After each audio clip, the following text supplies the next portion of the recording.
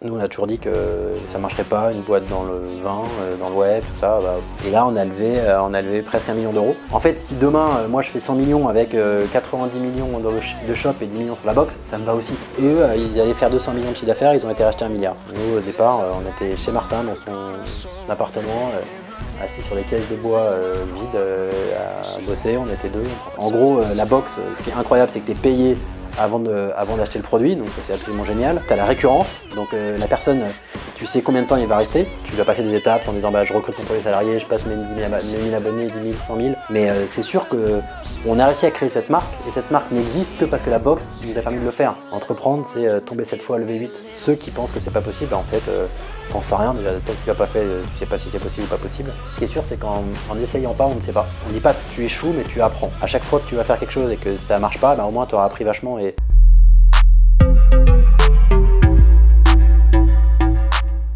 Alors bonjour à toutes et à tous et bienvenue sur Cofounder. Donc dans cette vidéo aujourd'hui, je suis en compagnie de Mathieu, qui est le cofondateur de la box Le Petit Ballon. Donc la box Le Petit Ballon qui est la box numéro 1 dans les box de vin aujourd'hui en France. Donc c'est un business qui génère aujourd'hui plus de 20 millions d'euros de chiffre d'affaires chaque année. Donc ça va être une interview très intéressante, on va parler de la success story, on va parler un peu de comment est-ce qu'il gère le business. On va parler également du rachat de la box Le Petit Ballon par vente privée. En tout cas une partie de la box qui a été rachetée par vente privée, on va également en parler. Donc ça va être une interview très intéressante. Donc ce qu'il faut savoir, c'est qu'avec Mathieu, en fait, on s'est rencontrés complètement par hasard, puisque en fait, il se trouve que Mathieu a pris ses bureaux ici, juste à côté de notre, à Marseille, sur le Vieux-Port. Donc là, peut-être que ça se voit pas, mais on a pris les distances qu'il faut par rapport au coronavirus, par rapport au confinement, on est à 1 mètre d'écart. Donc voilà, sur ça, on est Covid safe, il n'y a aucun problème. Donc c'est parti, on va commencer tout de suite. Ok, donc salut Mathieu. Salut Gabriel. Ça va, tu vas bien? Mais tranquille. Tranquille, comme on dit à Marseille. Ok, donc alors la première question que je voulais te poser, donc pour que tout le monde suive exactement l'interview, Le Petit Ballon, qu'est-ce que c'est exactement? Alors Le Petit Ballon, c'est une boîte qui était spécialisée dans la box de vin, qui est un concept d'abonnement. Je pense que vous connaissez à peu près un petit peu ça tous. Et la box de vin, mais pas que, donc c'est un vrai vendeur de vin. Et Le Petit Ballon, aujourd'hui, c'est une équipe de 40 personnes, à peu près presque 20 millions de chiffre d'affaires, de boutiques, et pas mal d'activités, et toujours pas mal de boulot. Donc voilà. C'est voilà Le Petit Ballon. Ok, d'accord, super intéressant. Justement, après, on va parler aussi justement un peu de comment est-ce que vous en êtes arrivé là. Je crois que vous êtes à plus de 100 000 abonnés. Ouais, c'est ça. Ok, donc ça va être super intéressant, on va en parler. Juste avant de rentrer dans le vif du sujet de la success story du Petit Ballon, moi je voudrais te poser une question qui est un peu plus personnelle. Toi, qu'est-ce qui t'a poussé en tant que personne à te lancer dans l'entrepreneuriat? Quels sont les avantages de l'entrepreneuriat? Je crois que c'était une entrecôte frite. Que je me suis fait avec mon pote Martin, Martin qui était un pote que j'avais d'école, puis on se voyait tous les 6 mois, on se faisait un déj. Et là, je lui dis qu'est-ce que tu deviens? Et il me dit bah, je suis en train de monter une boîte là-dedans, et je pense que je mangeais une entrecôte frite. Et je lui dis bah, trop bien, j'arrive. Il me dit ok, cool. Et moi, je bossais dans une boîte avant, je voulais faire autre chose, je savais pas trop quoi faire. Et donc c'est ce déjeuner-là où je lui dis trop bien, bouge pas, j'arrive. Et le temps de mettre en place un peu mon départ et tout. Et c'est comme ça qu'on est parti au Petit Ballon. Donc voilà, c'est de l'amitié. C'était du fun quoi. Ouais, alors les trois priorités qu'on avait, c'était 1, bien se marrer. Et lui, il était marqué beaucoup rigoler. Le deuxième, c'était pouvoir en vivre. Donc se dire, on a quand même un business qui est viable. Et après, on a marqué 3, si on peut gagner de l'argent avec, eh ben, c'est encore mieux. Donc au départ, c'était en survivre. Et ensuite, c'était si on peut arriver à faire un coup, ça peut être incroyable. Mais ça n'a pas été notre priorité. Et du coup, aujourd'hui, on continue à bien se marrer. Et je pense que ça se ressent dans les valeurs de la boîte. Donc voilà un peu le parcours perso et le pourquoi je me suis lancé là-dedans. Ok, donc pour rentrer un peu plus justement dans Le Petit Ballon, dans comment ça s'est passé, le développement de la boîte, etc. Vous, quand vous avez commencé, il me semble que tu m'as dit tout à l'heure que justement vous étiez parti from scratch, vous êtes vraiment parti du début, vous êtes parti de zéro. Ah ouais, vous n'avez pas forcément démarré, parce qu'il y a beaucoup de gens qui pensent que les box, il faut beaucoup d'argent pour les démarrer, que c'est que des grosses boîtes qui lancent ça. Alors qu'en fait, la plupart des gens qui ont lancé des box, finalement, ils sont partis de rien. Je vais te prendre des exemples que je connais un petit peu. Tu as des gens, My Little Box, donc My Little Paris pour ceux qui connaissent, ou My Little, c'était des gens qui avaient une audience. Et ils ont réussi à créer une offre pour cette audience. Donc il y avait déjà une marque qui existait et ça a été en fait un plus. Mais dans le monde de la boxe, je ne sais pas s'il y a eu beaucoup de gens comme ça en fait, qui ont apporté un plus en ayant déjà une audience. C'est plutôt les gens qui sont partis un peu from scratch, en effet. Partie de zéro. Au départ, on est parti avec 5 000 euros et l'envie de faire. Et je me souviens très bien de Martin quand je suis arrivé, qu'on a commencé à se définir les rôles. Et je lui dis, tu sais faire quoi toi? Il me dit, bah moi je sais tout faire mais mal. Et je trouve que ça définit bien l'entrepreneur. Au départ, il sait tout faire, il n'est pas expert. Mais il va tout apprendre et en fait, il va apprendre à faire sur le tard. Donc vous avez commencé comme ça, donc vraiment de vraiment pas grand-chose. Et finalement, comment ça s'est fait l'évolution? Est-ce que quand vous avez lancé la boxe, est-ce que ça a marché direct, ça a explosé, ou est-ce qu'il y a eu, enfin, il y a des gens qui sont abonnés petit à petit? La première année, par exemple, vous étiez à combien d'abonnés? Alors, j'ai plus les chiffres du tout, hein, je suis désolé, mais je suis pas bon en chiffres. On n'a jamais eu une explosion. Chaque fois, c'est des croissances qui se faisaient. Au départ, dès que tu as un abonné qui arrive, moi, on recevait un mail. Et je me souviens d'une soirée où on était passé à la radio ou un truc, je sais plus, et on avait eu 50 abonnés dans la soirée ou 100 abonnés, je sais plus. Et avec Martin, on s'appelait, dit putain, regarde les abonnés et tout. On était les rois du monde, on avait 100 abonnés. Je ne vais pas dire qu'aujourd'hui j'en ai 100 par jour, mais tous les jours, mais c'est même plus, mais d'ailleurs. Mais c'était juste, tu as différentes étapes, tu as différentes émotions. Et puis un jour, tu dis, putain, imagine un jour, tu as 1000 abonnés, tu es le roi du monde. Imagine un jour, tu fais 1 million de chiffres et tu arrives à ton million de chiffres et tu te dis, mais t'es personne, t'as pas fait 4 millions. Et en fait, à 4 millions, tu dis, bah non, 10 millions, c'est le step au-dessus, en dessous, t'es rien.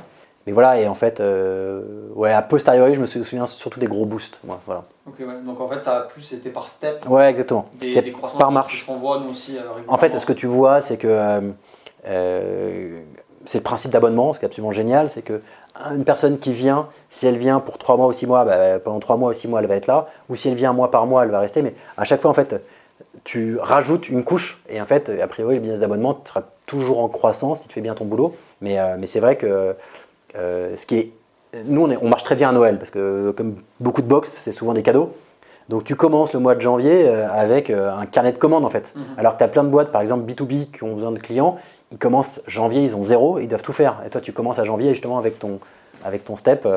Donc ne ratez pas la période de Noël, c'est très important. Ouais, c'est vrai que là, on est tous à fond en ce moment. Voilà. En plus, nous, on a de la chance aussi justement d'être en digital parce que en ce moment, avec tout ce qui se passe, malheureusement, tout ce qui est business physique sont pas mal impactés. Nous, on est un peu moins. Du fait qu'on se développe beaucoup sur les réseaux sociaux. Donc ouais, super intéressant. Donc finalement, passer de 0 à 20 millions d'euros de chiffre d'affaires, en fait, ça se fait plus par step, plutôt que, voilà, c'est pas du jour au lendemain, quoi, ça c'est vraiment... Ouais, après, c'est très propre à nous. Nous, on a eu un modèle de croissance à la papa. Pourquoi je dis ça? C'est que nous, on a voulu toujours chercher la rentabilité dans notre business. On n'a pas fait des levées de fonds incroyables pour claquer 3 millions d'acquisitions et à la fin faire 7 millions. On a toujours cherché la rentabilité pour pouvoir équilibrer notre business. Et d'ailleurs, on en parlait un petit peu, mais Vente Privée est devenu VP, son nouveau nom c'est VP, est devenu actionnaire chez nous. Et une des données essentielles pour laquelle, un des besoins qu'a Vente Privée, c'est qu'il n'investit pas dans une boîte qui n'est pas rentable. Donc ce modèle nous a aidé à ce moment-là pour passer ce step avec Vente Privée, avec VP, mais voilà. Donc en fait, si je comprends bien, VP, eux, de leur côté, en fait, ce qu'ils cherchaient, c'était finalement un business qui faisait de la rentabilité. Ça, c'est le modèle, grâce au modèle de la box, justement, que vous l'aviez. On a toujours la trésorerie positive du fait qu'on encaisse avant. Mais du coup, qu'est-ce qui vous a fait que vous avez décidé finalement d'aller chercher des fonds On savait, en fait, on voulait aller plus vite, mais on ne savait pas comment et on n'avait pas besoin d'argent. Parce qu'on a la trésor, l'avantage de la box, c'est quand même la trésor, c'est assez magique. Et c'est vrai qu'on connaît. Moi, alors Clément le connaît, mais je ne connais pas le prénom de ma banquière ou de mon banquier, donc c'est vrai que c'est assez agréable. Le problème de trésor, c'est pas quelque chose qu'on connaît, et c'est vrai que c'est un avantage magique de la boxe. Et du coup, quand on s'est lancé, en fait, on s'est dit, bon bah ok, on part là-dedans, on voit, on a vu que ça marchait, mais on savait une chose avec Martin, c'est qu'on ne savait pas grand-chose. Donc on a décidé de lever et en fait on cherchait 3 choses. On cherchait du conseil, du réseau et de l'argent. Et en fait on ne cherchait pas de l'argent en premier. On cherchait d'abord à des gens qui pouvaient être avec nous, nous conseiller, répondre à nos questions et qui avaient un peu plus d'expérience pour qu'on puisse nous orienter. Donc à ce moment-là, vous faisiez combien de chiffre d'affaires? Je sais pas, on devait faire 200 ou 400 000 euros, un truc comme ça, j'ai à peu près ça en tête. D'accord, ok, donc finalement, en fait, le business fonctionnait quand même déjà plutôt pas mal. Ouais, le business fonctionnait un peu, ouais. Et finalement, vous êtes vraiment allé chercher cette expérience Ouais, en fait, on savait pas trop comment prendre, par quel bout prendre les choses vraiment aller chercher de l'expérience. Exactement. Et ça a été, ouais, donc de faire 200 ou 400 000 euros et ensuite 200 ou 400 000 euros de chiffre. Et ensuite, on a levé, je crois on a levé peut-être 2 ou 3 ans après avec Wonderbox. Donc là, c'était encore autre chose. Là, on a levé on avait besoin un peu plus d'argent pour asseoir ce confort qu'on pouvait faire de recruter pour aller plus vite dans l'accélération. Donc à chaque fois, c'était pas forcément lever des sommes monstrueuses. Et là, on a levé presque 1 million d'euros avec Wonderbox. Et là, on est passé par ce qu'on appelle un lever. Donc c'est une boîte qui va chercher des fonds, donc qui va mettre ton dossier, qui va contacter les investisseurs qu'ils ont en disant voici, j'ai le petit ballon. Et voilà. Et en fait, c'est comme ça qu'on a levé, à peu près ce million avec Wonderbox. Et je crois 2 ou 3 ans après, on devait faire 8 millions, 10 millions, enfin je sais pas, un truc comme ça. Et là en fait, c'est la rencontre opérationnelle avec Emmanuel, que j'embrasse, le responsable vin de chez Vente Privée, sur un salon de vin. Donc là, c'était très lié au produit. Et en fait, il travaillait sur un projet. Et j'ai dit, bah, ton projet, c'est ça. Et moi, je suis sûr que nous, on peut t'apporter quelque chose. Il me dit, ah bon? Je dis, bah ouais, on peut faire des trucs ensemble. Et on ne cherchait pas de l'argent, on ne cherchait pas à lever. Et c'est la discussion qui fait qu'on s'est dit, bah tiens, avec eux, on pourra aller beaucoup plus vite, beaucoup plus loin, beaucoup plus fort. Donc on a discuté entre nous, entre notre associé, en disant, bah, est-ce qu'on accepte de faire rentrer un grand chez nous? Vente privée n'investissait pas s'il n'y avait pas 50% de la boîte, donc il fallait qu'ils prennent la majorité, sinon ils n'investissaient pas. Et donc on a pris le pari de s'associer avec Vente privée pour accélérer cette croissance sur la box. Donc ça a été une autre démarche. Voilà. La première fois, chercher du conseil, du réseau et de l'argent. La fois d'après, on cherchait un peu plus de stabilité et un peu d'argent quand même à dépenser pour pouvoir se développer, se structurer. Et la fois d'après, c'était se dire, bah, ok, là on va faire un jump avec eux. Ils vont nous apporter plein de choses sur l'audience. Enfin, on s'était dit, c'est un entrepreneur, Jacques-Antoine Granjon, il va nous apporter la croissance au travers du web et tout ça. Et en fait, c'est des choses qu'on a vues comme ça. Et on s'est rendu compte d'ailleurs qu'il y a eu plein d'autres choses qu'on a eues en plus, ou alors qu'on n'a pas eu par rapport à ce qu'on imaginait. Ok, donc autre chose que je trouvais intéressant, c'est que vous, quand vous avez débuté, vous avez commencé, vous n'avez que la boxe. Aujourd'hui, justement, chez le Petit Ballon, vous avez plusieurs business. Enfin, tu me dis que tu avais soin de plusieurs business, tu avais ton shop, etc. Est-ce que tu peux me parler aussi justement des autres aspects que tu as autour de la boxe? Comment tu as développé ça? Tout à fait. Alors, la boxe, pour nous, a toujours été un moyen et pas un but. On n'a jamais eu la prétention de devenir une boxe de vin. Donc voilà. Au départ, la boxe, et maintenant, aujourd'hui, avec un peu plus de maturité, on a 3 modèles différents. Donc, on a 3 business. Le business cadeau, donc les gens qui cherchent un cadeau à faire. Donc, ça va être un business d'abonnement ou d'une caisse de vin ou d'une bouteille de whisky dans un coffret ou des trucs comme ça. Donc, c'est la partie offrir, quoi. Ouais, toute la partie offrir. La partie je m'abonne pour moi. Donc, les gens qui ont déjà reçu un abonnement, qui ont trouvé ça bien et qui s'abonnent pour eux-mêmes, et voilà.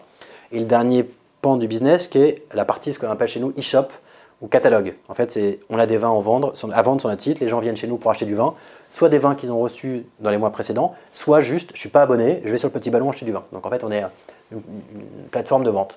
Okay. Blissim, ou anciennement Birchbock par exemple, eux, c'est quelque chose qui est très poussé chez eux, qui fonctionne très bien, de la vente sur un catalogue e-shop. Donc aujourd'hui, nous, on a 3 business comme ça. Et on ne va pas faire venir les gens de la même manière, on ne va pas avoir les mêmes clients. Alors justement, par rapport à ça, j'avais 2 choses à te demander. La première chose que je voulais savoir, pour situer à peu près, en termes de chiffre d'affaires, qu'est-ce qui représente quoi? On est encore bien fort en abonnement, mais pour faire simple, tu fais un tiers. Chaque pôle représente quasiment la même part de chiffre d'affaires chez Petit Ballon. Au début, vous avez commencé, vous n'avez que la boxe. Aujourd'hui, vous avez tout ça. La question que je me pose, c'est au final, comme tu dis, la boxe a été un moyen. Est-ce que vous auriez pu arriver à ce niveau-là si vous n'aviez pas commencé en tant que boxe? Pas du tout. Et en gros, la boxe, ce qui est incroyable, c'est que tu es payé avant d'acheter le produit, donc ça c'est absolument génial. C'est le fait qu'on encaisse d'abord les clients et on les livre ensuite. Tout à fait, tu as la récurrence, donc la personne, tu sais combien de temps il va rester, donc au lieu d'avoir un one shot, et ben voilà, tu vas pouvoir le travailler. Tranquille, tu sais que ton chiffre d'affaires est prévu, quoi. Exactement, et qu'en fait, du coup, tu as cette vision-là, donc tu peux stabiliser ça, donc c'est vraiment...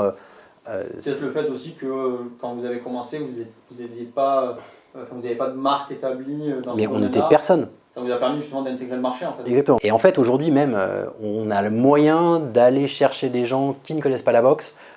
on peut les amener sur notre site pour leur acheter du vin et après ils peuvent passer en box. Donc c'est aussi un autre moyen. Tu parlais d'écosystème, mais ça permet aussi de recruter d'autres gens et de les faire rentrer. Okay. En fait, si demain, moi je fais 100 millions avec 90 millions de shop et 10 millions sur la box, ça me va aussi. En fait, l'enjeu, il n'est pas que sur la box. Nous, l'enjeu, c'est d'avoir créé une marque et un univers qu'on devait développer. Mais c'est sûr qu'on a réussi à créer cette marque et cette marque n'existe que parce que la box nous a permis de le faire. Okay. Nous a permis d'accueillir du client, de travailler cette récurrence, de devenir un référent chez les vignerons. Aujourd'hui, des vignerons, ils viennent nous voir, ils ont trop envie de bosser avec nous. On les paye bien, on ne pète pas les prix, on les valorise, on fait des vidéos, on dit que c'est super bon et que c'est génial et ils touchent des clients directement. Pour un vigneron, c'est absolument génial. C'est un peu la même chose, je crois, pour les marques. Ouais, les marques adorent travailler en général avec les box. S'il y a une personne là qui voudrait par exemple lancer sa box, justement, est-ce que toi… Pas dans le vin, les gars. S'il y a quelqu'un qui cherche à lancer sa box, est-ce que toi, tu conseillerais plutôt justement de commencer plus que par la box et de développer ça après? Parce que là, on se dit, ouais, il y a le shop, il y a ci, il y a ça. Ça paraît beaucoup. Déjà, nous on est 40 et on n'arrive pas à tout gérer ce qu'on voudrait. Enfin, on n'opère pas très bien encore toutes les choses. La stratégie finalement c'est plus commencer par la box. Ouais, au début quand tu te lances, il faut bien faire les choses. Si tu commences à courir dans tous les sens, bah forcément, comme tout, hein, tu fais tout à moitié. Mais la box a suffisamment de vertu pour se dire qu'on peut mettre beaucoup d'énergie dedans. Et du coup, oui, quand tu fais une box, fais une box et fais pas plus. Et si jamais ça marche et tu sens qu'il y a une traction, tu vas plus loin. Il y a beaucoup de box qui ont été rachetées par des groupes médias. Ouais, en fait, c'est pour moi un des rois, c'est de l'Archef Club. L'Archef Club, ouais, ils ont été rachetés 1 milliard par Unilever. Eux, ils allaient faire 200 millions de chiffre d'affaires, ils ont été rachetés 1 milliard. Mais il y a plein d'industries comme ça qui peuvent être friands de ça, mais je pense que… C'est l'aspect surtout revenu récurrent, je pense, qui intéresse beaucoup certains business qui ont justement déjà quelque chose à prendre, parce que finalement la box c'est un peu un business clé en main, une fois qu'il est bien maîtrisé, il y a des revenus récurrents, donc je pense que c'est ça aussi que les grands groupes viennent chercher. Alors il y a deux aspects justement par rapport à ce que tu me disais tout à l'heure, sur lesquels je voulais revenir, que je trouve intéressant chez toi. Le premier, c'est que finalement, comme tu disais… Ma coupe de cheveux. Ouais. Alors, le premier, c'était le fait que, comme tu disais, tu fais… au début, tu te disais 1 million, c'est énorme. Puis finalement, quand tu as fait 1 million de chiffre d'affaires, en fait, tu disais je suis rien tant que je n'ai pas fait 4. Puis quand tu as fait 4, tu te dis je suis rien tant que je n'ai pas fait 20. Aujourd'hui, tu te dis je suis rien à 20 tant que je n'ai pas fait 40. Sauf que nous, on regarde ça d'en bas, tu vois, on se dit qu'est-ce qui fait d'après toi que tu as toujours cette recherche d'aller toujours plus? Alors, déjà, j'ai une des raisons, c'est mon associé Martin, que j'embrasse. C'est bien, mais c'est pas ouf. C'était toujours sa grande phrase, et c'est vrai que, en fait, en vrai, on est content, mais en fait, on est toujours envie d'aller. Je pense qu'on aime bien gagner, qu'on aime bien avancer. Ce qui ne veut pas dire qu'on n'est pas satisfait, ce qui ne veut pas dire ça veut pas dire qu'on est insatisfait. Mais on a une chance de toujours avancer et en fait, tu es toujours le con de quelqu'un, c'est sûr. Et donc quand tu me dis… Il y a toujours plus gros que toi au final. Il y a toujours plus gros que toi, il y a toujours plus petit que toi. Après, il faut juste pas être débile et se dire tant que je n'aurais pas fait X, je ne serais pas quelqu'un. Mais c'est différentes étapes. Et en fait, tu disais quelles sont les différentes étapes. Il y en a où tu dois passer des étapes en disant je recrute mon premier salarié, je passe mes 1000 abonnés, 10 000, 100 000. Et en fait, il faut savoir fêter. Hyper important, les gars. Sortez une bouteille de champagne, petit ballon si vous voulez. Hein. Mais il faut savoir fêter les étapes parce que ça fait du bien. Ça te fait prendre conscience aussi que tu avances.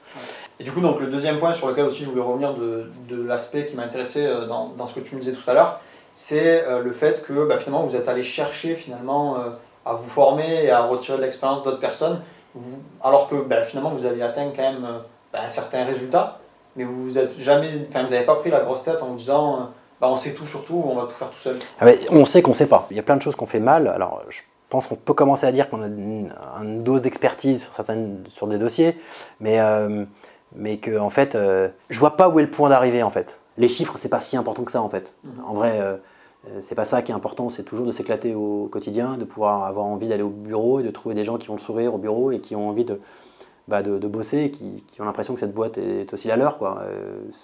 C'est ça en fait, c'est d'être heureux au quotidien. Donc toi tout à l'heure tu me disais justement que quand tu as démarré, tu t'attendais pas du tout à ce que le petit ballon ça devienne ce que c'est devenu aujourd'hui. Donc je pense qu'il y a beaucoup de gens qui nous regardent aujourd'hui qui se disent des fois c'est pas possible, je pourrais jamais monter un business comme ça qui peut atteindre ce niveau de chiffre d'affaires. Toi, qu'est-ce que tu dirais aux personnes qui pensent que c'est pas possible? Un entrepreneur, de toute manière, c'est quelqu'un à qui on ferme la porte et qui passe par la fenêtre. Entreprendre, c'est tomber 7 fois, lever 8. relever 8 quoi. Mais tu apprends tous les jours. Je pense que l'entrepreneur, c'est ça, c'est continuer à apprendre. Et le jour où tu n'apprends plus, tu prends plus de plaisir, bah, en fait, ta place n'est plus là. C'est en ça où je te disais tout à l'heure, la croissance, c'est important. C'est pas la croissance, mais c'est de continuer à apprendre et à se développer aussi et à continuer à avancer là-dedans pour s'enrichir. Toi, tes équipes, au début, je gérais un stagiaire, maintenant, je gère 6 personnes. J'apprends aussi vachement, quoi. Je continue à apprendre et l'entrepreneur, c'est avancer. Donc, ceux qui pensent que c'est pas possible, en fait, t'en sais rien. Déjà, tant que tu l'as pas fait, tu sais pas si c'est possible ou pas possible. Nous, on a toujours dit que ça marcherait pas, une boîte dans le vin, dans le web, tout ça. Si on s'arrête à ça, nous, au départ, on était chez Martin, dans son appartement, assis sur des caisses de bois vides à bosser. On était deux, on pensait jamais on se serait posé la question de savoir où on voulait aller.